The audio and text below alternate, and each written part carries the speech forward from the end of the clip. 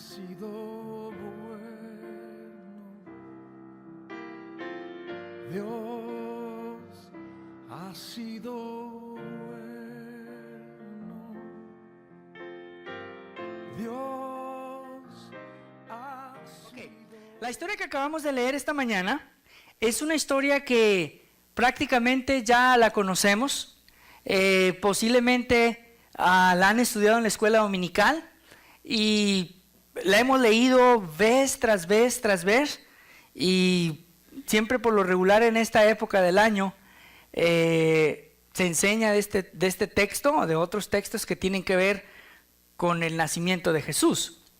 Y lo interesante es que el doctor Lucas hace una investigación muy buena, muy exhaustiva, y nos plasma la historia de Jesús desde una perspectiva muy cronológica.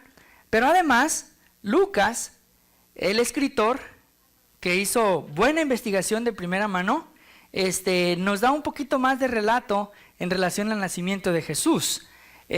Lucas y Mateo dedican bastante tiempo para hablarnos acerca de cómo se dieron los acontecimientos. Marcos de plano omite porque su perspectiva es muy diferente a la de Lucas y Mateo, y por consiguiente la perspectiva de Juan es completamente diferente, aunque también presenta a Jesús como el Hijo de Dios. Los textos que acabamos de hablar es la historia de Zacarías y ¿quién?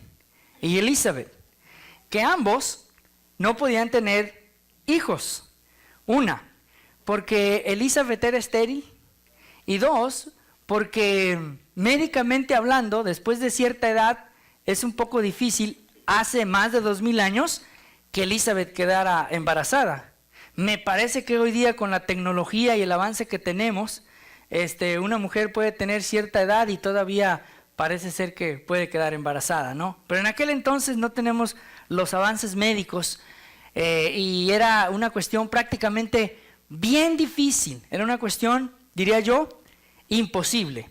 Ahora bien, yo me supongo que Elizabeth y Zacarías en alguna etapa de su vida le pidieron a Dios un hijo. Me imagino. El texto no nos dice cuántos años tenían de casados, ¿verdad? El texto no nos dice cuánto tiempo estuvieron pidiendo por un hijo. El texto simplemente nos dice que ya eran de una edad avanzada. Según los escritores, la edad avanzada más o menos oscilaba entre la edad que tenía Abraham y Sara, o sea, arriba de los 80. Y la gran pregunta es esta mañana: ¿qué podemos hacer nosotros en el siglo XXI cuando oramos y lloramos y lloramos y lloramos y lloramos y lloramos y la respuesta de Dios no llega? Pasan dos cosas: o nos cansamos de orar o de plano dejamos de orar y asumimos que no es la voluntad de Dios que yo continúe orando por cierta petición específicamente hablando. Ahora bien, la oración sigue siendo, es y será la clave en la vida de todo creyente. Aún incluso es la clave en la vida del no creyente. Porque si hay una oración que Dios escucha de toda persona, de todo ser humano, bajo toda circunstancia, es aquella oración cuando el ser humano reconoce su estado pecaminoso y su necesidad de Dios. Esa instantáneamente Dios la escucha. Así que cuando estaba leyendo estos textos, pensé yo, ¿y qué les voy a decir a los hermanos de La Voz acerca de estos textos? Porque me supongo que colaboradores antes de mí han predicado de estos pasajes. Y una de las ideas que se me vino a la mente, ¿verdad? Mi mente que de repente agarra las ideas y las escribe en un papel. Dije, aquí hay una buena temática en relación a qué actitud debemos de tomar cuando la respuesta de Dios no llega cuando yo quiero, sino la respuesta de Dios llega cuando Él determina que llegue a la vida del que la pide. hace varios años, y lo noté aquí en el 1997, 1997 y 1999, nosotros recién graduados del seminario hace varios años ya, nos invitaron a comenzar una obra nueva en la ciudad de Durham. Y mi esposa y yo pues estábamos más jóvenes que hoy día, teníamos toda la energía del mundo, más energía que hoy día. Yo tenía apenas 20 y algo de años, 25 posiblemente, y nos dijeron, aquí está el edificio, aquí está el mapa de la ciudad, aquí tienen 20 Biblias, ¿verdad? Y aquí está el salón de la escuela dominical o la cocina si la quieren usar, y comiencen una iglesia. Y entonces llega la pregunta, ¿y ahora quién podrá defenderme? No, ¿verdad? Y ahora, ¿quién podrá ayudarme en este inicio de plantar iglesias? Yo nunca había plantado iglesias, ¿verdad? Pero fue el ministerio que el Señor puso en ese entonces.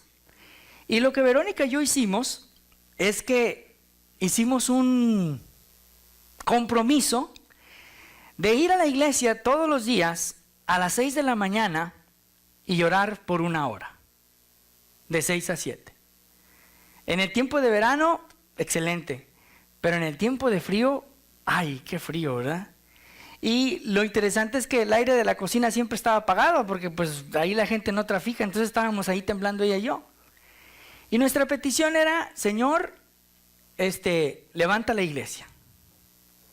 Y duramos 1 año orando a las 6 de la mañana, porque ese era el compromiso que hicimos.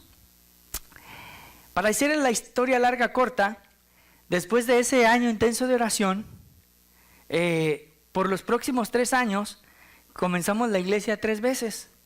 Primero comenzamos con un grupo de creyentes, por alguna razón se tuvieron que ir, volvimos a iniciar la iglesia, por otra razón algunos se desanimaron, se quedaron y en fin, y volvimos a comenzar, y ya por fin se logró tener un pequeño grupito. Ahí se hace realidad ese pasaje que dice el apóstol Pablo, uno sembró, otro riega y el crecimiento lo da ¿quién? El Señor.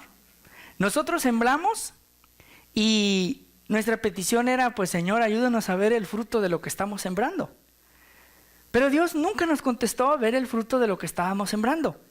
Pero alguien más experimentó ese fruto de lo que nosotros sembramos. Yo siempre he dicho que nosotros podemos ser muy inteligentes, podemos ser muy sagaces, muy audaces, y podemos hacer muchas cosas, pero si no las empapamos de oración, es muy difícil tener el éxito que Dios desea. Y he aprendido que en una plantación de iglesia, el factor número 1, hermanos, es la oración.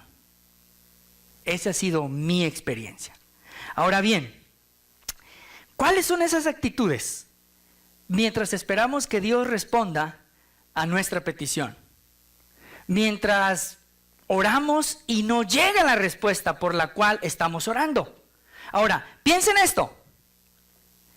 Dios no le prometió a Zacarías y a Elizabeth que les daría un hijo. No les prometió. ¿O sí les prometió? Ahora, piensen esto. Dios sí le prometió a Abraham que le daría un hijo.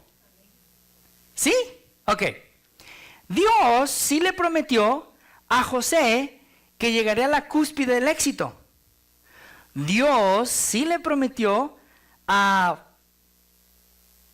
Josué que repartiría la tierra. ¿Cómo nos cae ese pasaje que todos sabemos, Romanos 8:28? Escúchelo bien. A los que aman a Dios, todas las cosas les ayudan a bien. Pregunto, ¿es ese texto una promesa?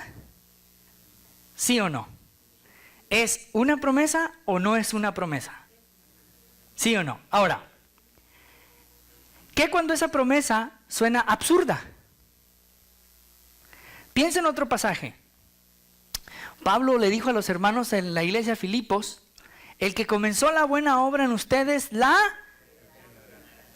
¿es una promesa o no es una promesa? ¿Sí? Ok. O sea, estamos en un proceso de perfección. Y hay un pasaje más ahí en Filipenses que dice que Dios produce en nosotros el querer como el ¿qué? Como el hacer. Por su voluntad. Bueno, ¿y qué si Dios produce en mí el hecho de ya no seguir pidiendo por algo que yo estaba pidiendo hace varios años porque no recibí respuesta de parte de Dios? Yo me pregunto, ¿o es Dios que produce en mí o soy yo que ya no quiero producir, estar pidiéndole a Dios por algo que yo quiero que Dios lleve a cabo? Mire bien, yo creo que hay 4 actitudes mientras la respuesta llega. ¿Mientras la respuesta qué? Llega. Una cosa interesante. Dios no está obligado a responder, porque entonces Dios deja de ser soberano. ¿Escuchó lo que dije? Dios no está obligado a responder porque entonces Dios deja de ser soberano. Dios está obligado a proveer como Él desea o como Él quiere proveer, pero no está obligado a responder a todas las peticiones que nosotros le hacemos. Muy posiblemente dejemos de existir en esta tierra y Dios no nos contestó la petición que nosotros le pedimos. Yo pienso en los héroes de la fe y me imagino que algunos de ellos quisieron ver el nacimiento del Mesías. Sin embargo, ninguno tuvo la experiencia.